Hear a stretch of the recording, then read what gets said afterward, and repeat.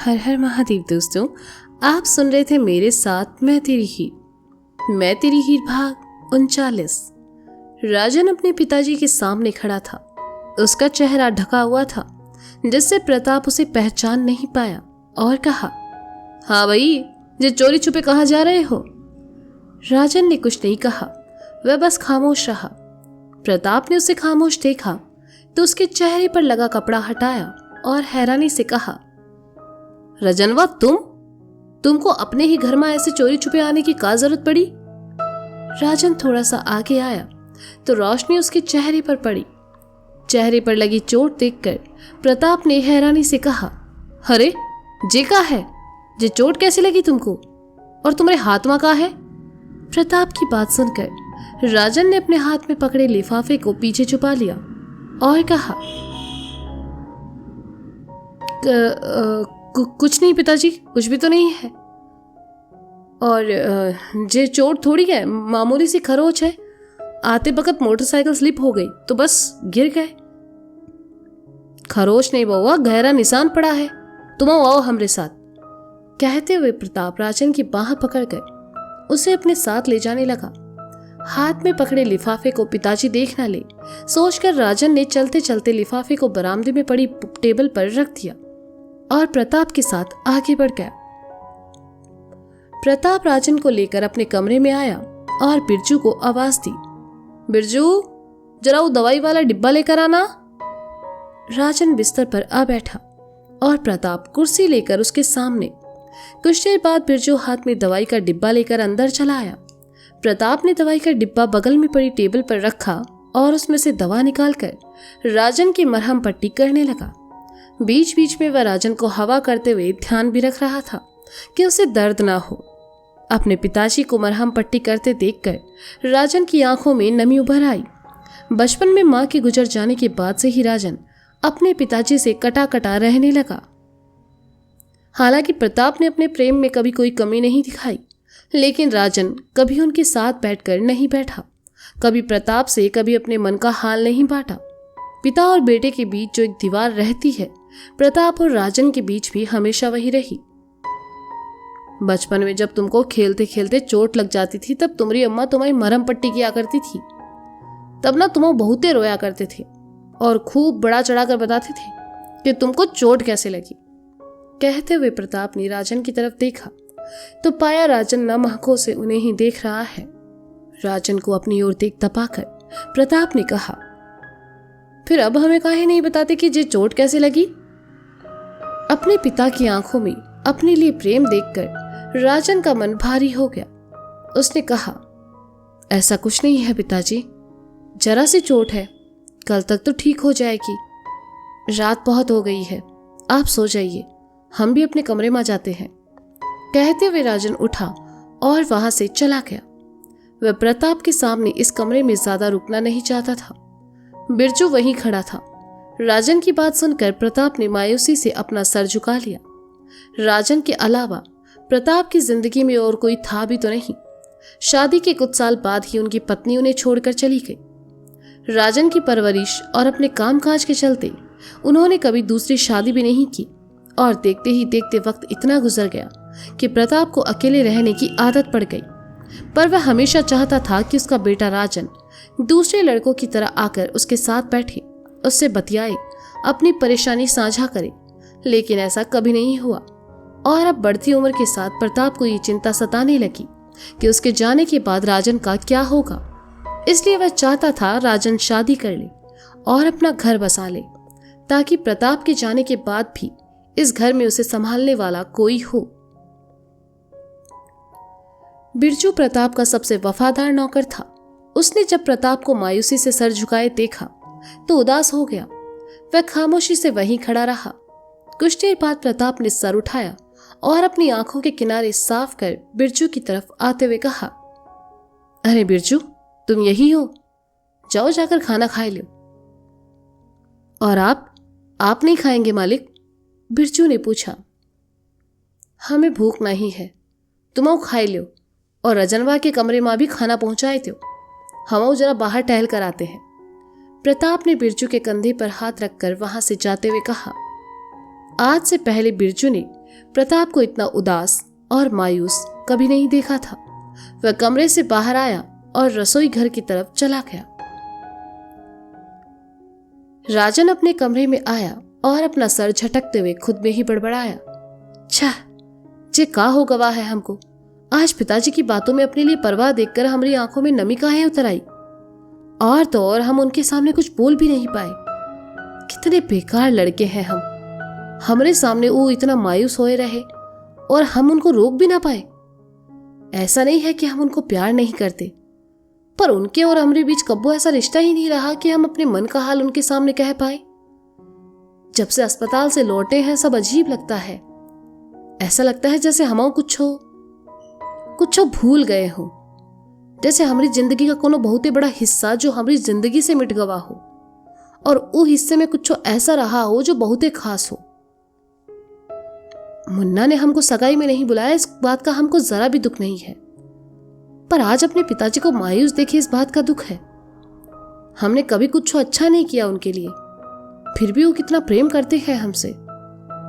कहते हुए राजन उदास हो गया। कमरे के बाहर दरवाजे के पास खड़ा बिरजू सब सुन रहा था। वह राजन के लिए खाना लेकर आया था, लेकिन राजन को खुद से बातें करते देखकर दरवाजे पर ही रुक गया।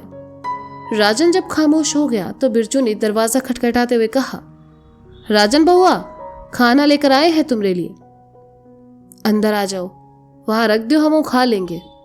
राजन ने खोए हुए स्वर में कहा। ठीक है, कहकर बिरजू ने खाने की प्लेट टेबल पर रखी और वहां से चला गया। राजन अपने ही ख्यालों में खोया था और आकर बिस्तर पर बैठ गया। उसे खाने का याद नहीं रहा और वह बिस्तर पर लेट गया। कुछ वक्त बाद उसे नींद आ गई। Indore police station. शक्ति के कहने पर पंकज ने आशिफ के साथ काम करने वाले सभी लड़कों के खिलाफ एफआईआर दर्ज की और उन्हें हवालात में डाल दिया। शक्ति आशिफ को लेकर अपनी गाड़ी से आने वाला था, इसलिए पंकज उसका इंतजार करने लगा। कच्ची बस्ती से साथ में निकली गाड़ियों में से पुलिस जीप कब का पुलिस स्टेशन आ चुकी थी, लेकिन शक्ति की गाड़ी नहीं आई।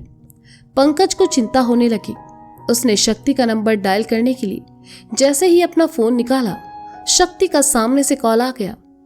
हेलो, जय हिंद सर आप अभी तक। पंकज ने इतना ही कहा कि दूसरी तरफ से शक्ति की दर्द भरी आवाज उभरी। पंकज, क्या तुम अभी ट्राइटन रोड आ सकते हो? सर क्या हुआ है आपको? आप ठीक तो है ना? आप वहीं रुकिए, मैं अभी पहुंचता हूं, पंकज ने घबराए हुए स्वर में कहा। कहकर शक्ति ने फोन काट दिया। सर के साथ शायद कुछ हादसा हुआ है, पंकज ने वहां मौजूद अपने स्टाफ से कहा और वहां से निकल गया। पंकज शक्ति के बताई एड्रेस पर पहुंचा। उसने देखा सड़क किनारे शक्ति बैठा था, उसके हाथ में चोट लगी थी और सर से भी खून बह रहा था। पंकज दौड़कर शक्ति के पास आया और उसे संभालते हुए कहा, सर ये कैसे हुआ? आप ठीक तो है? ओह, आपको तो गोली लगी है। पंकज का ध्यान शक्ति की बाह पर गया, जिस पर गहरा जख्म लगा था। शक्ति इस वक्त बहुत दर्द में था, वह कुछ बोल पाने की हालत में नहीं था। उसने बहुत मुश्किल से पंकज से कहा, आशिफ भाग गया। हमने उसे पकड़ने की बहुत कोशिश की, लेकिन सर आप कुछ मत कहिए, मैं आपको पहले हॉस्पिटल लेकर चलता हूं, मेरे साथ चलिए, आइए, पंकज ने शक्ति को उठाते हुए कहा। शक्ति उठा और पंकज के साथ चल पड़ा। पंकज ने शक्ति को जीप में बिठाया और उसे लेकर हॉस्पिटल के लिए निकल गया। शक्ति ने अपना सर सीट से लगा लिया और आंखें मूंद ली। कितनी मुश्किल से उसने आशिफ को पकड़ा था और वह भाग गया। मंजिल के इतना पास होकर भी दूर जाने का दर्द शक्ति के चेहरे पर साफ दिखाई दे रहा था।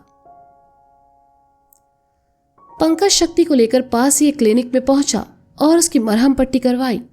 डॉक्टर ने कुछ दवाइयां लिखकर दी और शक्ति को आराम करने को कहा।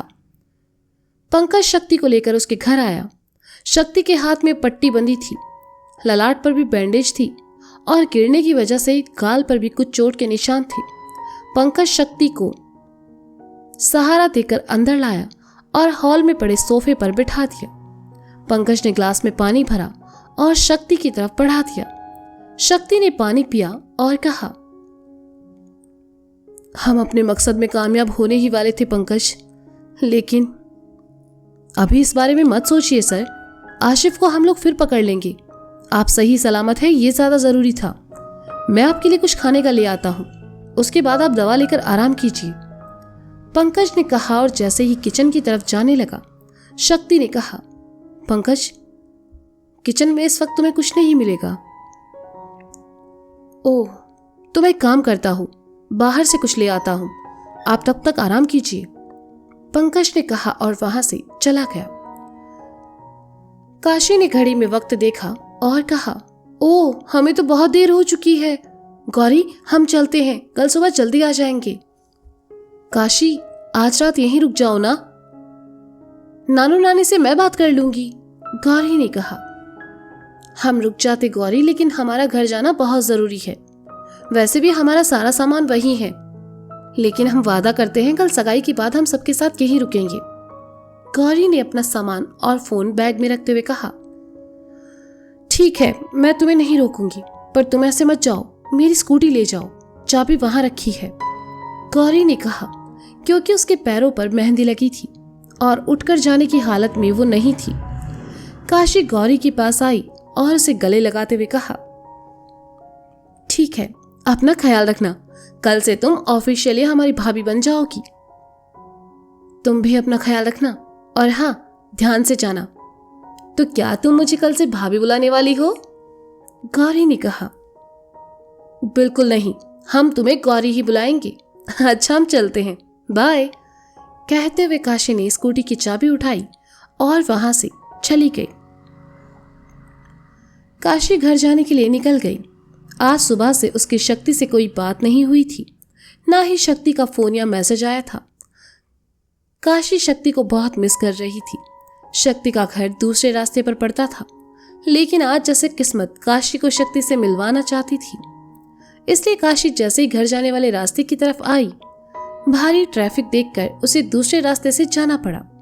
शक्ति के बारे में सोचते हुए काशी उसके घर के सामने चली आई और स्कूटी से उतरकर खुद में ही बड़बड़ाई, इस वक्त अगर हम शक्ति से मिलने जाएंगे तो वो हम पर गुस्सा करेगा। करने दो, हम उससे कह देंगे कि हमें उसकी बहुत याद आ रही थी और हम खुद को उससे मिलने से रोक नहीं पाए, इसलिए यहाँ चले आए। उसके बाद वो हम पर गुस्सा करे चाहे जो करे। यकीन नहीं होता आजकल हम गौरी के जैसे बात करने लगे हैं। काशी मुस्कुराई और शक्ति के घर की तरफ बढ़ गई। काशी अंदर आई, लेकिन जब उसने शक्ति को इस हाल में देखा तो परेशानी के भाव उसके चेहरे पर उभर आए। काशी को यूं अचानक वहां देखकर शक्ति उसके सामने चला आया। दरअसल वह अपनी मां की तस्वीर के सामने खड़ा काशी को ही याद कर रहा था और काशी उसके सामने थी। एक सुकून का एहसास इस वक्त शक्ति को हो रहा था। शक्ति, ये सब? काशी ने बस इतना ही कहा कि शक्ति ने काशी के सर को अपना हाथ लगाकर उसे अपनी तरफ खींच लिया। काशी शक्ति के सीने से आ लगी और शक्ति खामोशी से काशी के वहां होने के एहसास को महसूस करने लगा। तो दोस्तों, ये था मैं तेरी हीर भाग 39। इसका अगला भाग आप जल्द ही सुनेंगे मेरे साथ। तब तक के लिए शुक्रिया, बाय बाय, और दुआ कीजिए कि मेरा गला ठीक हो जाए और मेरी तबीयत पहले से बेहतर हो जाए, क्योंकि अब इस तबीयत के साथ रिकॉर्डिंग करना मेरे लिए मुश्किल नहीं, बहुत ज़्यादा मुश्किल हो रहा है। पर मैं आप लोगों को निराश करना नहीं चाहती, इसलिए ज़्यादा कुछ नहीं, बस एक छोटी सी दुआ मेरे लिए और मेरे गले के लिए कि ये ठीक हो जाए और मैं फिर से अपनी उसी आवाज़ के साथ आपको कहानियाँ सुना सकूं। तो मिलते हैं अगले भाग के साथ। तब तक के लिए शुक्रिया, बाय बाय, अपना ख्याल रखिए और हाँ, सुनते रहें मैं तेरी ही मेरे साथ। हर हर महादेव।